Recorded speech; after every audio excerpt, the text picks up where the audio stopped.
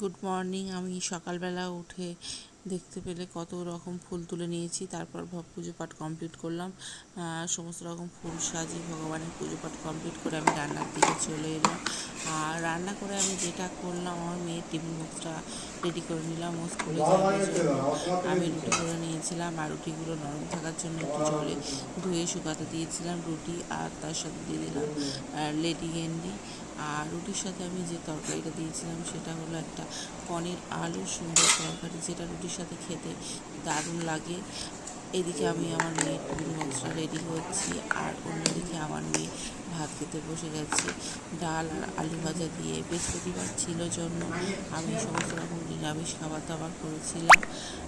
মেয়ের ওদিকে খাওয়া কমপ্লিট, আমার টিফিন বক্স ও রেডি, মেয়ে স্কুলে যাওয়ার জন্য প্রস্তুতি নিচ্ছে। টাটা বন্ধুরা, দেখা হচ্ছে পরের কোনো ভিডিওতে।